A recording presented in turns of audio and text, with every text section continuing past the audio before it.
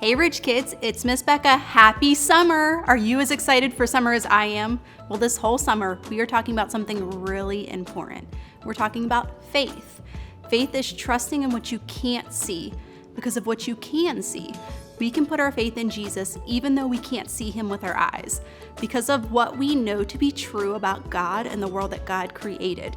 And when we choose to follow Jesus, he moves us to share his love here, there, and everywhere. It's going to be so great. So I hope that you enjoy the Bible story, and I'll see you next time. Bye, friends.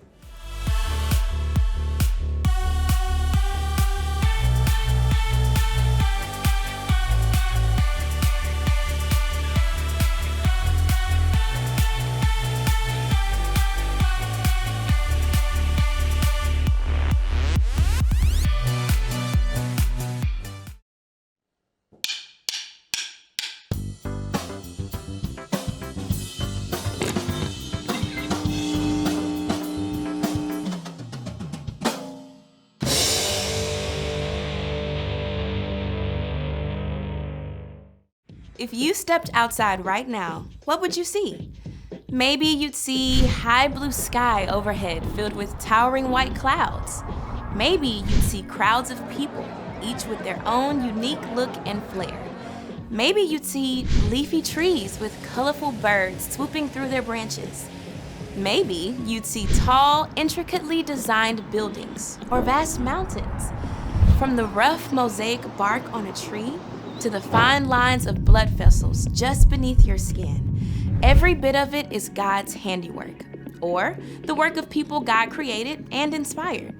Paul writes in his letter to the church in Rome, "Ever since the world was created, it has been possible to see the qualities of God that are not seen."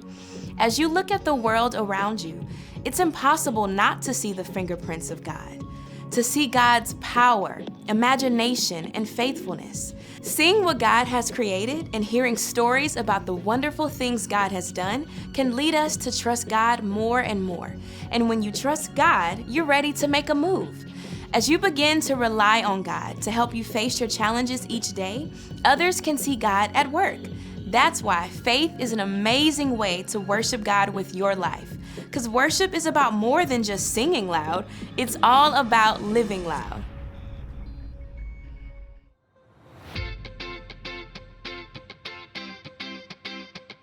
Get ready, get set, ready, set, move! You've been with me from the start. You're the one who knows my heart. You are there for me, Jesus. You are showing me the way, love and kindness every day. You are helping me, Jesus. So I'll follow you, here and there and everywhere. I know it's true, you're always by my side. I'm ready for the time of my life. I'm set on doing what you do. I'm gonna share your love with the world. Ready, set, move!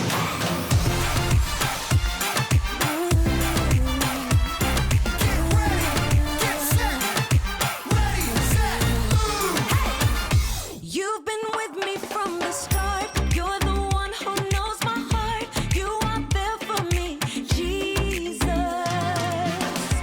You are showing me the way, love and kindness every day. You are helping me, Jesus. So I'll follow you, here and there and everywhere.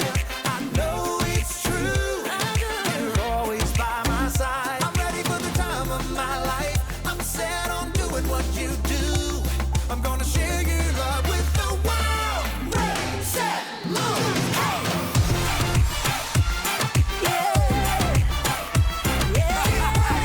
Get set, ready, set, move!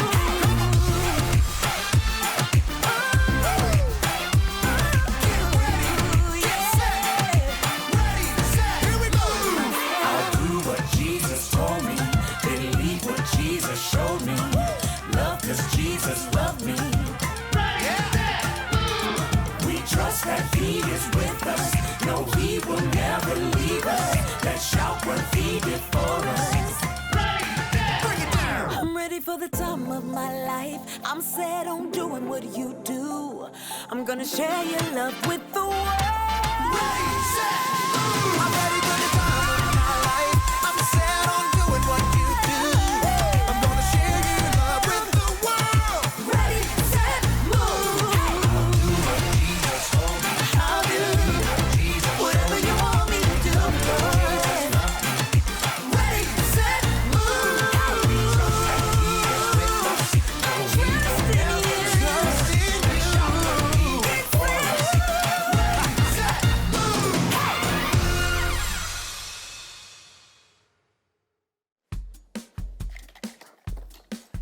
Hey everybody, welcome to the Story Lab. This week we're talking about faith while we take a look at the story of someone who had to lose his sight to see.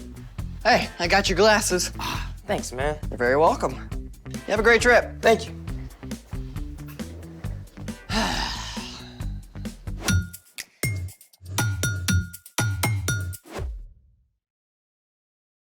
Hey, I'm Carter. And I'm Zeke, We're talking about faith. which is trusting in what you can't see because of what you can see. Are you ready to move? Well, I want to see what's in the box. Me too. You mean you don't know? Not a clue. Wait, What? mysterious box? No label? It's a scary movie waiting to happen. You're right. Let's take precautions. Okay, you ready? On the count of 11. 1, 2, 3, 4, 5, 6, 7, 8, 9, 10. Zeke, 11.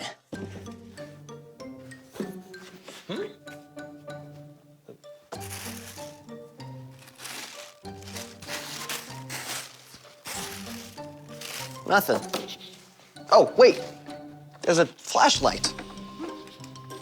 And not a very good one. hold on. This isn't just any flashlight. It's a black light. Like what they use at crime scenes? Oh, it can be used for lots of stuff. Well, how does it work?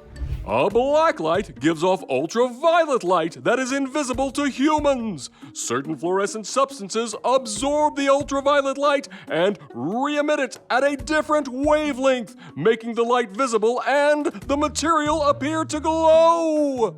Cool. I wonder what we can see with this. You're wearing a white shirt. Watch this. Lights. Wow. Whoa, Dude, look at your shirt. that's awesome. Oh, your teeth looks ridiculous. It's like I'm radioactive. What else can we see? Whoa, glowing fruit. That is totally awesome. Ripe bananas get fluorescent so that they can attract animals like fruit bats that don't see the normal range of light. Ah, God must have a wild imagination to come up with that. Hey, there's a note in there. It's blank. You really think so? Ah, lights. Find 6 letters around the lab and you will get a prize that's fab. So we're supposed to search the whole lab with the black light? Sounds like it. Well, what are we looking for? Not sure. Let's start over here. Following right behind you. I see you. Just make sure you have my back. Oh, look. Ooh, it's a P. Wow. Let's keep going. Okay. Oh, it's a 3. But that's a number? I think it counts, right? As numbers do. Let's keep going. Okay, so we have a P and a 3. Oh, look. Ooh. An L. The plot thickens. Yeah. I think we gotta find some more. Ooh, right behind you. We gotta find some more, Zeke. Oh, look. X marks the spot. Arg, matey. Okay, so we've got 3, P, L. X. Okay, 2 more. Right, that's 4. I'm kinda scared, Zeke. Don't be, I'm right here. Oh, here's an A. Scared me. Okay, 1 more. One more. What have we got so far? 3, P, L, X, A. 1 more. One more. Where is it? You find it. No, I couldn't. You haven't found one yet. Oh, okay. Is it on the ground? No. Is it on the ceiling? No. Ooh, you're moving too fast. Oh, sorry. Where are you? Oh, there it is. Ooh. The C. Okay, so that's 6. Right. What have we got? We're done. Okay. 3. P. L. A. X. C. That's all of them. 3. I said that. We're done. We're done. Finally. Lights. Okay, that was 6. What have we got? The 3 exact. What if we rearrange the letters? Nope. Oh, C-3PO. You know. Sir, the possibility of us successfully navigating the asteroid field is approximately 3,720 to 1. There's no O. Wait, let's see what it looks like with the 3 and the X put together. Wait, I got it. Oh, good, clap 3 times. So we're supposed to clap 3 times? You can do the honors.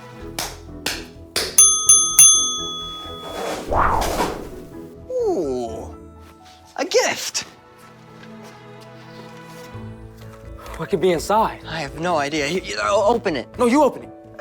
No, you open it. No, I don't open it. Me neither. No, you. Okay. You ready? Yes.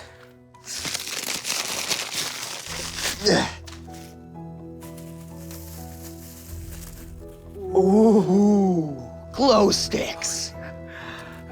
I know just what to do with these. Yes. Oh.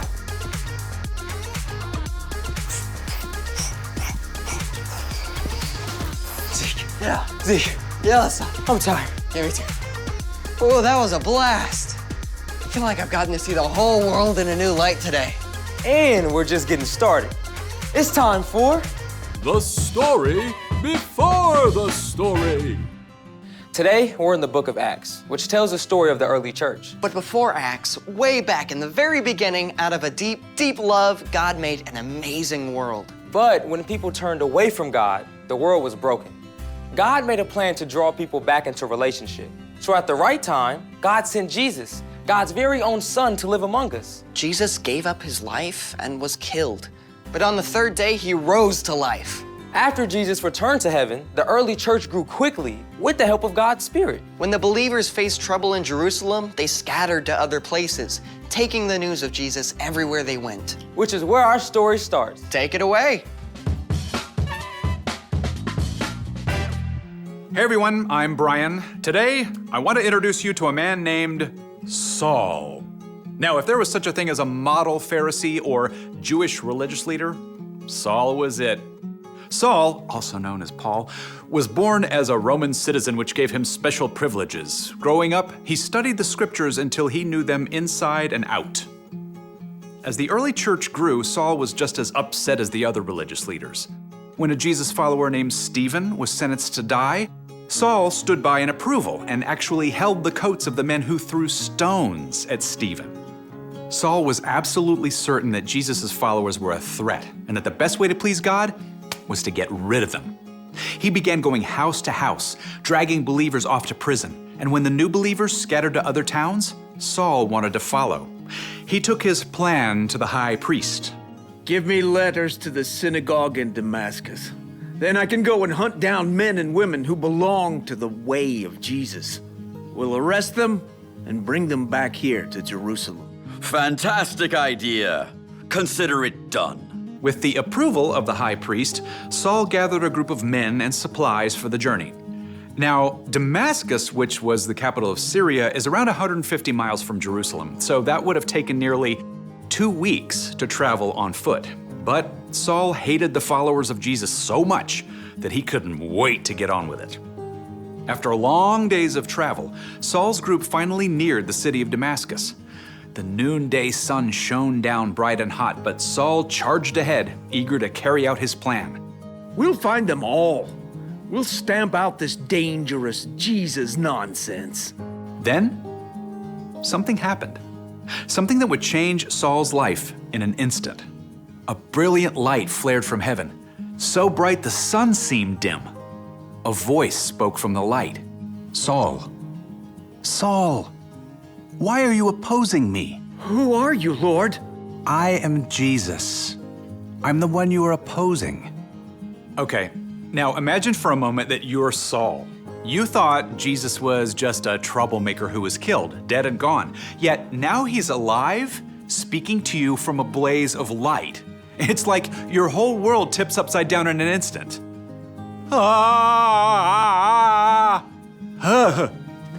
Whew.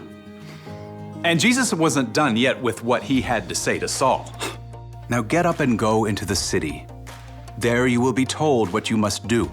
The men with Saul saw the light too, and heard a sound. What is that? It's like thunder. As the light faded, Saul stood and opened his eyes. I can't see. Saul had been in full command, yet now he was helpless. Men from the group led him to a home in Damascus, and for 3 days, still blind, Saul prayed to God. During this time, he didn't even eat or drink anything. And that's where we'll leave it for today. The end. Ooh, a cliffhanger. You're right, it's to be continued. You cannot just leave everyone hanging like this. Okay, spoiler alert, Saul's meeting with Jesus did change him. Later, Saul regained his sight, and instead of trying to wipe out Jesus' followers, Saul became one. So, what's our part in the story? Well, you probably won't hear Jesus ever speak to you from a brilliant light. Saul's perspective, his way of seeing the world, was changed in an instant. But as you begin to learn who Jesus is and choose to follow him, your vision too will start to shift. You'll start to see things in a new light. Like the stuff that happens to you. That's true. When you know Jesus, you discover that you are a child of God and that God loves you more than you can imagine. Everything that happens to you, even the hard stuff, becomes an opportunity to grow and become more like Jesus. Knowing Jesus can change how you see other people too. Yeah, it's like you get this supervision to look at your class bully or your annoying little cousin and see that they're made in God's image too. And they deserve your love and respect. Knowing Jesus means that you can pause at any moment in your day and ask Jesus to give you his perspective. The more you do, the more Jesus will show you ways to love God and love people in everything you do. Yep, I think you guys are seeing the light. See you next time. So, here's the thing. Knowing Jesus changes how you see things. Hey, do you think those glow sticks have any light left? And thanks for joining us in the Story Lab. See you next time.